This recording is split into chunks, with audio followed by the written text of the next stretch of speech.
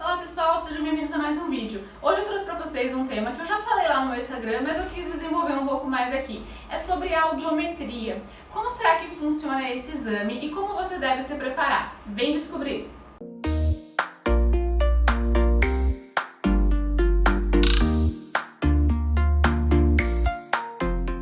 Olá pessoal, sejam bem-vindos a mais um vídeo. Hoje a gente vai conversar sobre um dos exames mais importantes dentro da fonoaudiologia, da área de audiologia, que é a audiometria tonal limiar e a impedanciometria. Oh, que nomes gigantes, né? Bom pessoal, alguns de vocês que estão aqui nesse vídeo provavelmente já conhecem, já sabem o que é, né? Principalmente se você for médico, se você for fonoaudiólogo. Mas é legal a gente falar um pouco mais sobre isso para os nossos queridos pacientes, né? E para o público em geral, entender um pouco mais o que é esse exame e a sua importância. Vamos lá! Então, a primeira coisa que vocês têm que entender é que a audiometria tem a ver com a audição, com a audiologia da nossa área.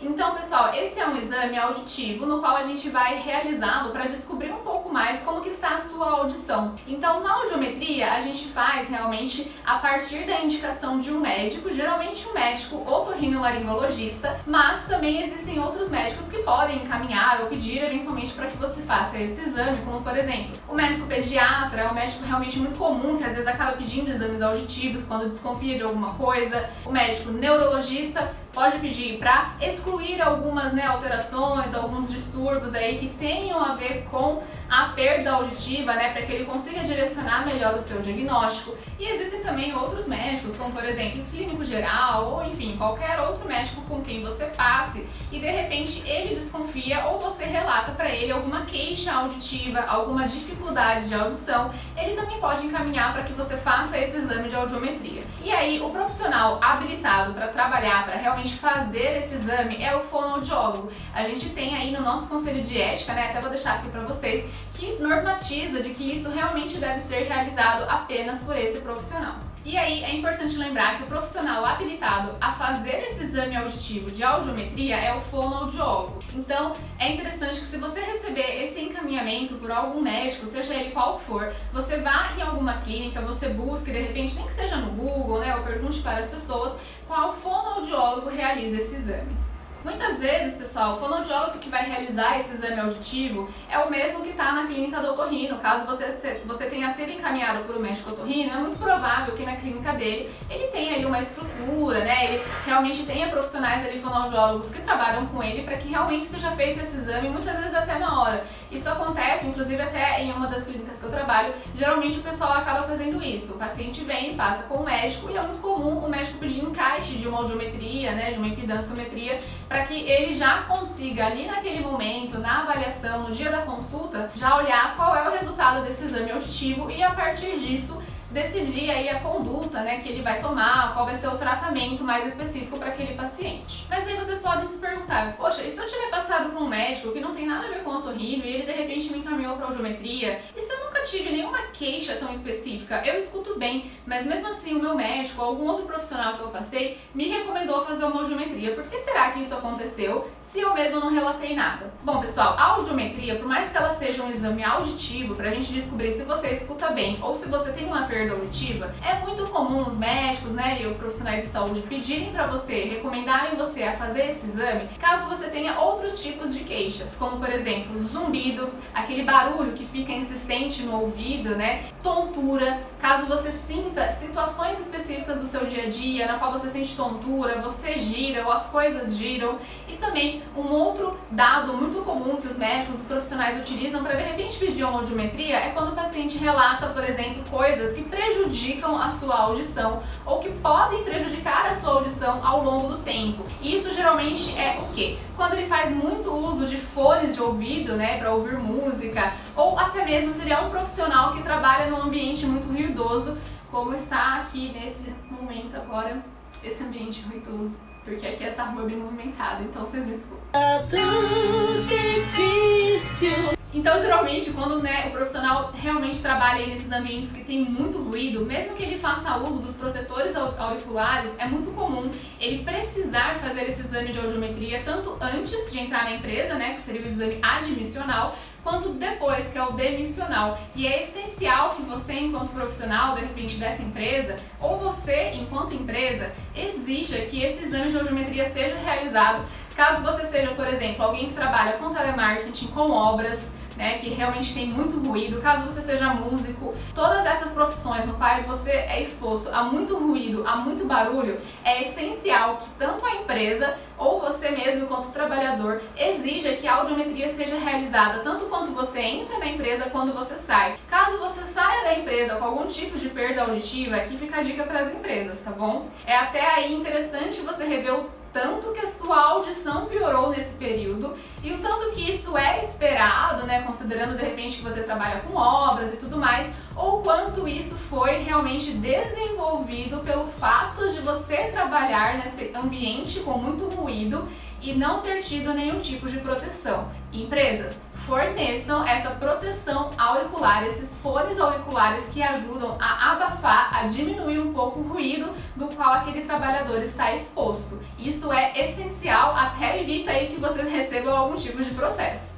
E um outro pessoal que acaba sendo muito comum, né, receber o pedido aí de audiometria por qualquer médico, né, que de repente ele passe, né, às vezes até um cardiologista, é a população idosa. Em muitos casos, os idosos às vezes não apresentam queixas auditivas tão constantes, às vezes ele não tem zumbido, não tem tontura, não tem dificuldade auditiva, mas pelo próprio processo degenerativo da idade, muitas vezes o médico, né, ele é bem antenado, de repente ele acaba pedindo essa audiometria, ou às vezes durante a consulta ele percebe alguma coisa, percebe algum sintoma ali de que talvez aquele paciente esteja com dificuldade de compreensão ou não esteja ouvindo tudo que ele está falando, e aí ele acaba solicitando esse exame para que o idoso faça. E pessoal, é comum que com a idade a gente desenvolva um pouquinho algumas, né, perdas auditivas, principalmente nos agudos, naquelas frequências mais agudas, né, que nós fonoaudiólogos, né, vemos essa configuração aí na audiometria, no qual a gente fala que pode ser realmente uma perda auditiva que veio por conta da idade, por conta desse processo degenerativo que acontece no nosso corpo como um todo,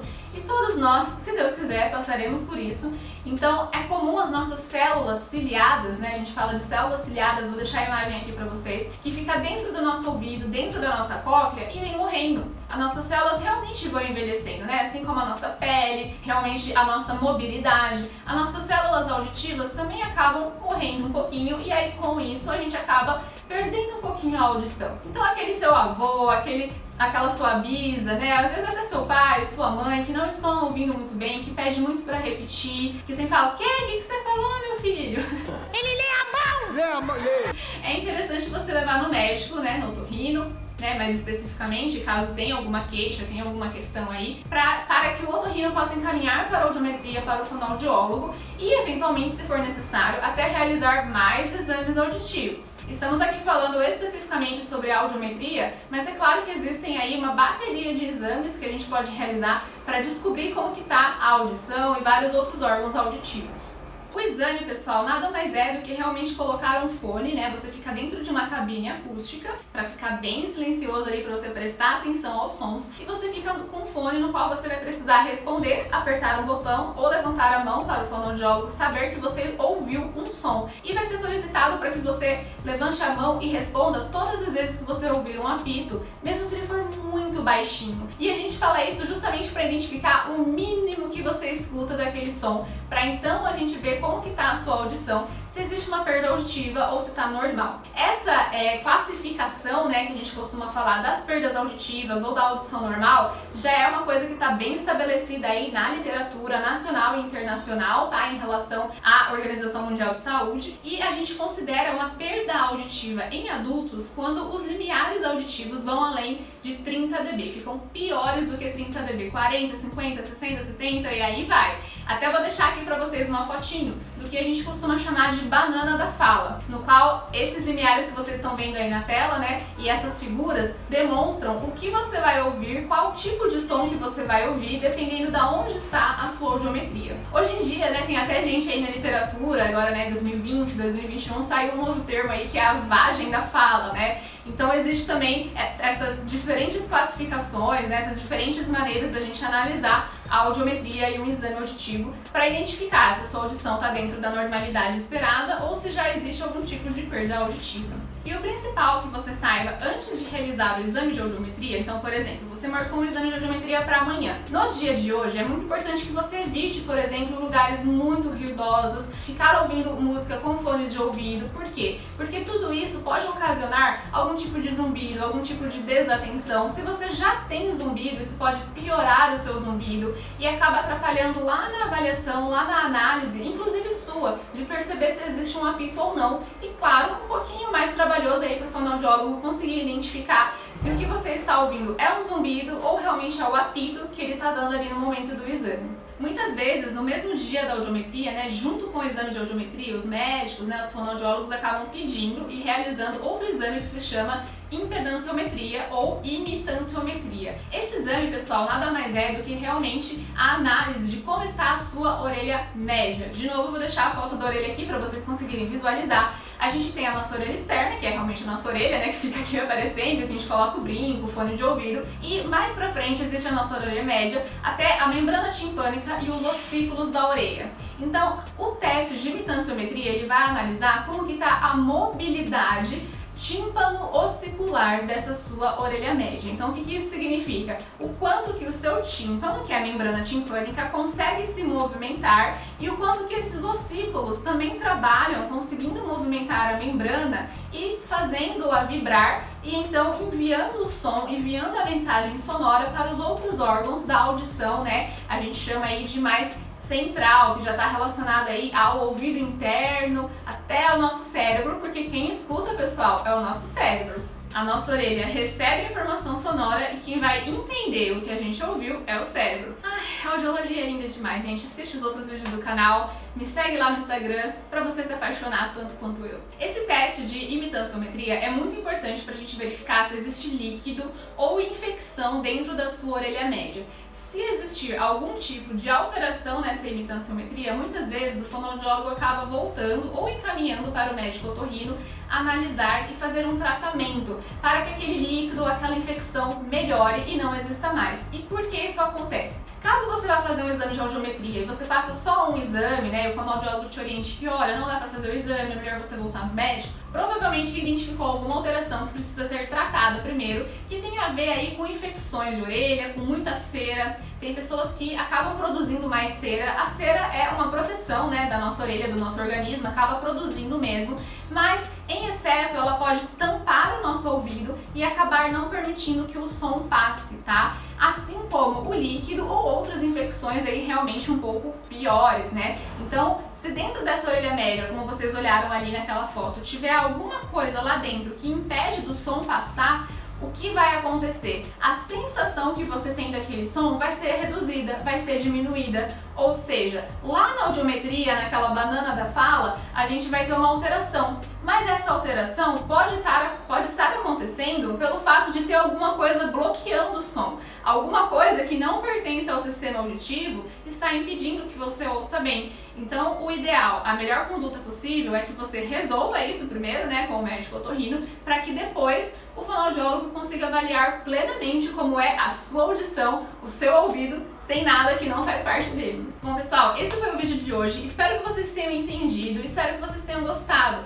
Caso você tenha aí uma audiometria, uma imitanciometria que você já fez, né, e queira realmente dar uma olhada de novo para ver se você consegue entender um pouquinho como que tá legal, né, muito bom para você entender um pouco melhor, mas não deixem de, depois de fazer esse exame, voltar com o médico que pediu ou eventualmente realmente procurar um médico otorrino para analisar esses exames, tá? Porque o diagnóstico e o tratamento em si, seja da infecção auditiva ou da surdez, quem vai propor é o médico otorrino em conjunto com o fonoaudiólogo. Então, se eventualmente você tiver uma perda auditiva, é o médico otorrino que vai falar, dar lá o diagnóstico, escrever, carimbar que você tem uma perda auditiva, qual é o tipo, qual é o grau, qual é a surdez, e depois disso ele vai, junto com o fonoaudiólogo, propor algum tratamento, seja para colocar aparelho auditivo, seja para pensar no implante coclear, que é indicado aí para perdas mais profundas, né, que já realmente não tem tanta solução com o aparelho auditivo.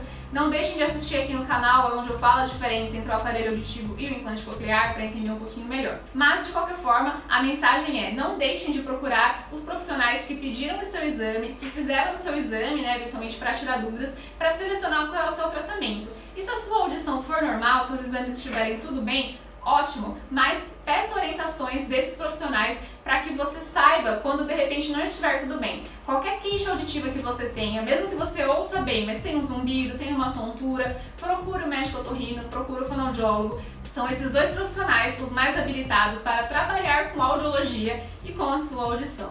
Espero ver você aqui da próxima. Até breve!